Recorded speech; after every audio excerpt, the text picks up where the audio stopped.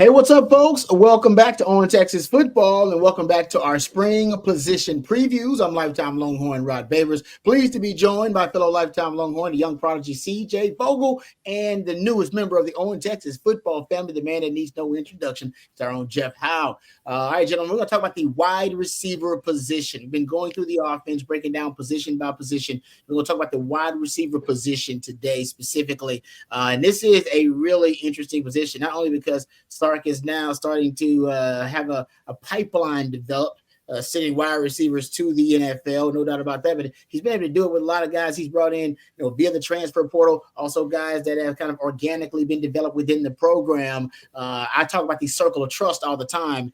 Now we're actually going to see who Sark is going to decide to let into the circle of trust. There are two guys we know for sure that are going to return from Sark's circle of trust at wide receiver.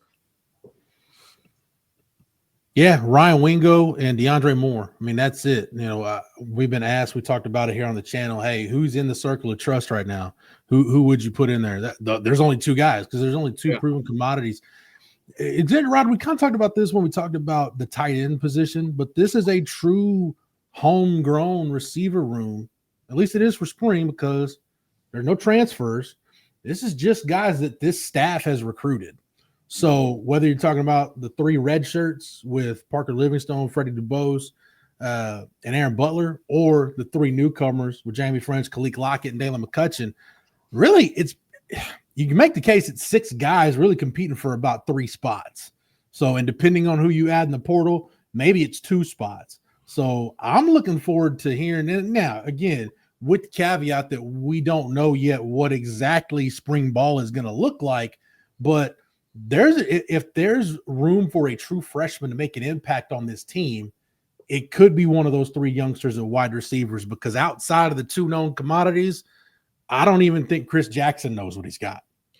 Yeah, it's really up in the air. Of course, circle of trust is the big key word for wide receiver that we've been throwing around the last year and a half at the position. And to your point, Jeff, there's only two that you've seen have legitimate game tape and reliability with this offense before. Fortunately, they both have some big-time plays and connections with Arch Manning already. So that's a positive. Mm-hmm. The unknown is obviously who's that third, that fourth, potentially that fifth wide receiver out of the room. I like where Parker Livingstone stands. I've heard great things about Jamie French early on in winter camp. Right now, the unknowns are, what does Freddie DuBose turn into? Where's Aaron Butler in this mix as well? How can a Ryan Niblett kind of mold from a running back to wide receiver back and forth? Does he have something in his bag that Texas wants to use on that outside as well? We just don't know. What I do know is a portal wide receiver is in the plans. Texas wants to add a wide receiver to this room right now. They want to get at least some sort of deep vertical threat into the room. I don't know if it's going to be a guy with multiple years of experience or a guy that's ready to go off to the draft next year after 1 year at Texas, but I do know an additional body is coming. But who in that room, to your point, Jeff, that's homegrown, can make that leap and help DeAndre Moore and Ryan Wingo right now? I like what you said about the world-class speed, though. That would seem to be not these guys can't run. I mean, Sark likes speed demons, but they, Xavier Worthy, fastest man ever at the combine.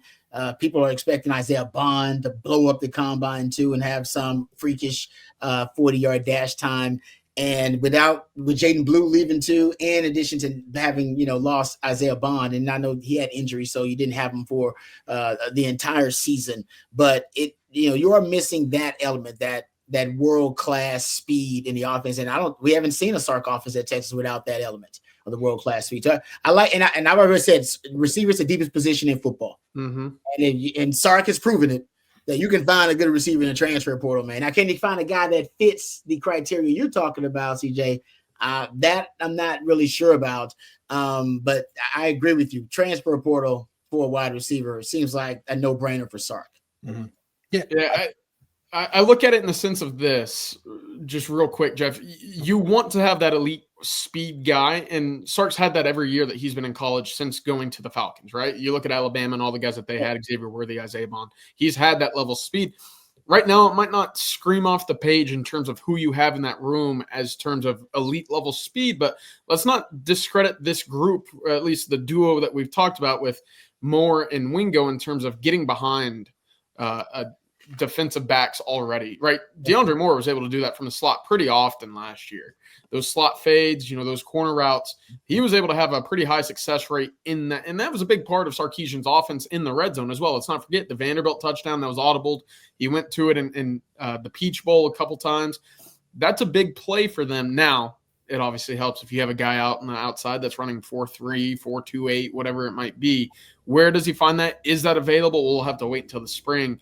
But the deep ball will certainly be there given what we've already known about Arch, Wingo, and Moore.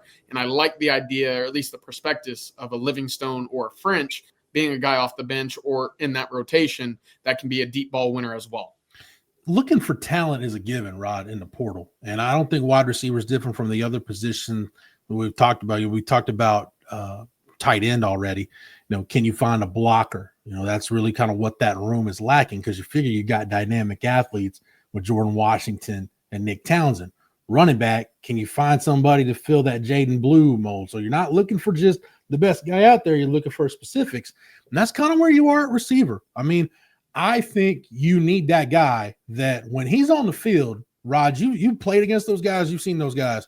Corners start backing up. Safeties start backing up. You're checking to his zone coverage. Nobody's playing man against that guy.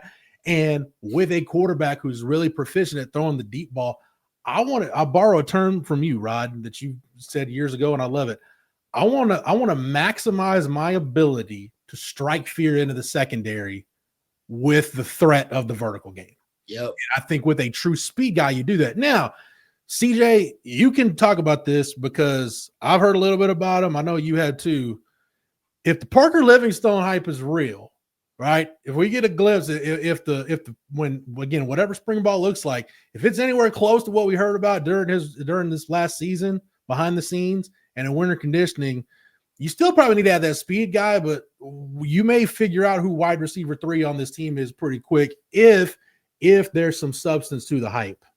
Yeah, certainly. I put a note up on Texas Football today, actually, this morning, Friday morning. If Texas were to take the field today or Saturday for a game right now, Livingstone would be your third wide receiver. And again, Jeff, to your point, this is a guy that only played in about 2 or 3 games his senior season at Lovejoy. He was electric as a junior, obviously having to split the field with Kyle Parker, who's at LSU, Jackson Lavender, who's at SMU, and now Dalen McCutcheon, who's at Texas as well. And we haven't even talked about him, but this is a guy at 6'4", is a different body that Texas has not necessarily seen at the wide receiver spot since Sarkisian arrived. Ran 21.7 going into his junior year in the 200 as well. There's speed there, and I don't want folks to discredit that, because I do think as we talk about Sarkisian's wide receivers, they got to have speed. They got to have that top big end, big playmaking ability. Livingstone has that. To get it out of him is going to be obviously what they're tasked with Chris Jackson, Arch Manning as well. Yeah, strangely enough, the fast guys that Texas had the world-class speed, getting back to Jeff's point about kind of striking fear in the heart of the opposing defense and them backing up and, basically making sure that you don't beat them over the top, kind of putting an umbrella over the defense, making it easier to hit those underneath throws. And Texas did have that element. But strangely enough, and maybe it's because of that philosophy with opposing defenses that they didn't let you beat your top, Xavier Worthy and Quinn never really were efficient with the deep ball. All right. And Isaiah Bond too. Isaiah Bond was like just 2 of 14 on deep throws, where Isaiah Bond had all of his explosive plays was as an extension of the run game, was on the throws behind the line of scrimmage, on the throws from 0 to 9 yards. And they would give him so much space, but then he would just make one guy miss and then turn it into an explosive play. Yeah, we saw that even on the end of the rounds. I went and looked at his numbers. Hell, Isaiah Bond on throws 0 to 9 yards or behind the line of scrimmage, 21 to 24 on his targets. He had 13 first downs and 4 touchdowns.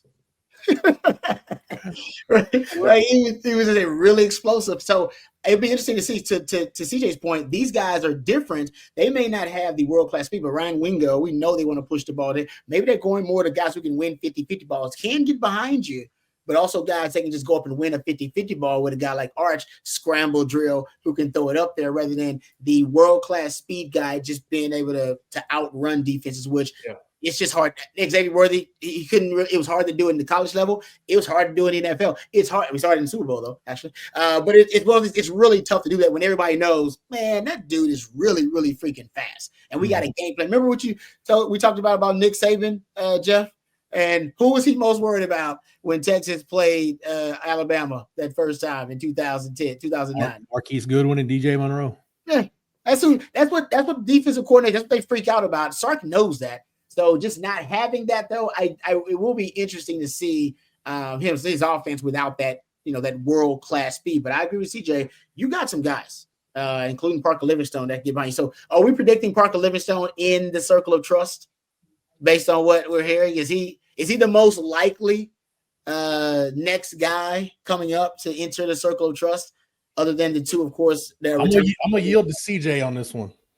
The most likely to join the fold, I would say absolutely at this moment. Of course, we'll have to see after 15 practices of spring football. What does that look like? Do they go full pads? What do they look like in 7-on-7 beyond when they go team? But right now, he is that next guy.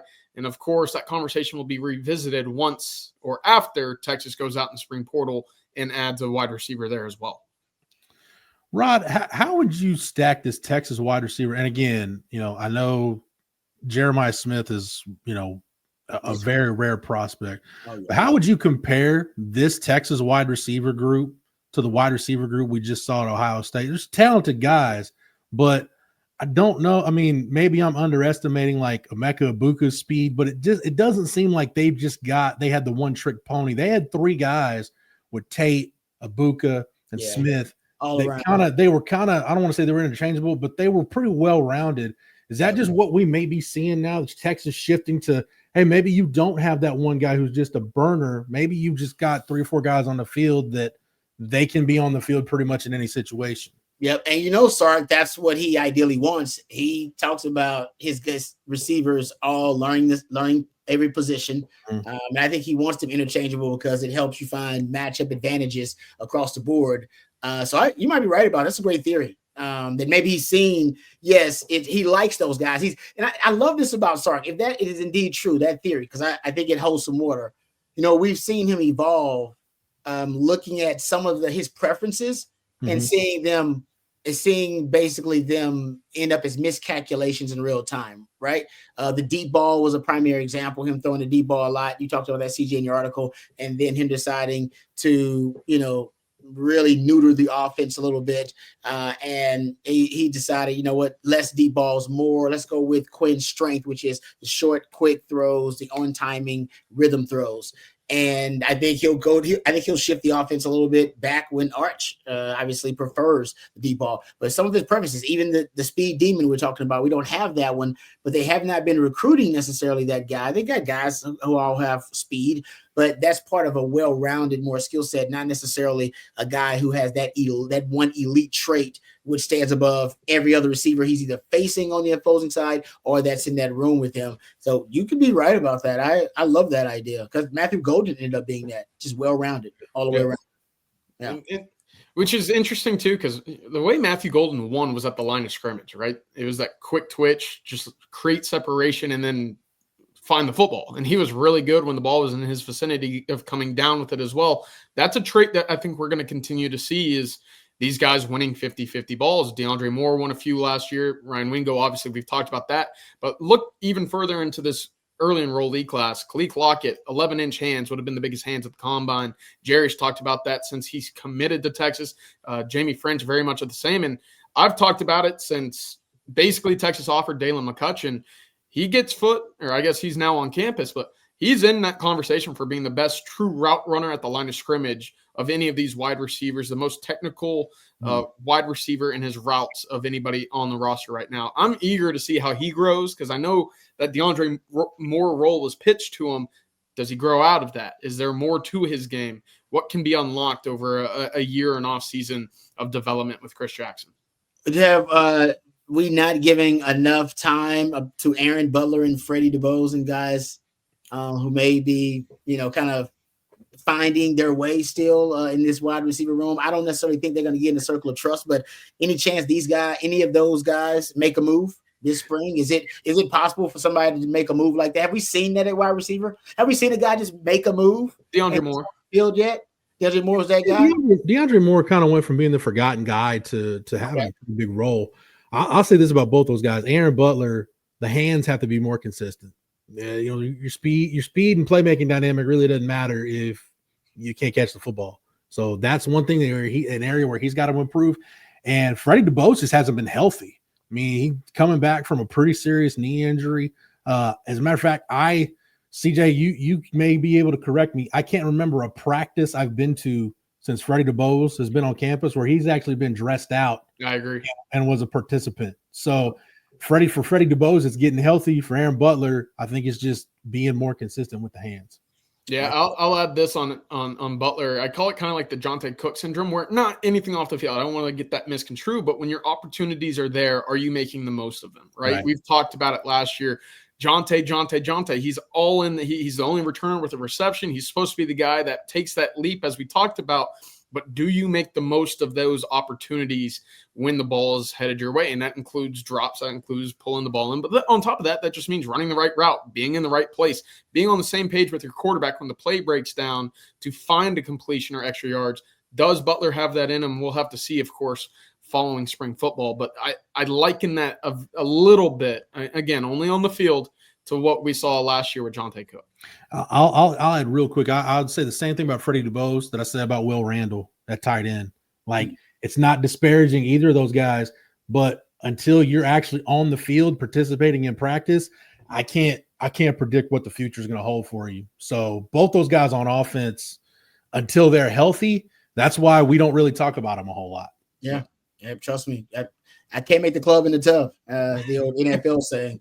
All right, I got one more question before we get out of here, but I'll ask it after we give some love to our sponsors over at Flat Creek Estate Winery. Did you know the most awarded wine in Texas is actually the vineyard closest to Austin? That's right, folks. Flat Creek Estate Winery is just minutes from downtown Austin, and they've won award after award this year for their vintage wine, Super Texan. Super Texan, now available at your local spec, so give it a try. They also had a display at our local Central Market here. Did some shopping there, and I saw the Flat Creek display right there. So I'm glad the good word is getting out about their fantastic wines. And as a matter of fact, my mother-in-law loves it. My wife loves it too. We actually had some Super Texan in the house, but it doesn't last long because that's how good it is. Not only do our friends over at Flat Creek Estate Winery produce some of the best premium wines on the market, but also it's a gorgeous venue with barbecues and wine tastings every single weekend. Perfect for a day date with your significant other or a weekend getaway with your significant other. That's Flat Creek Estate Winery, flatcreekestate.com.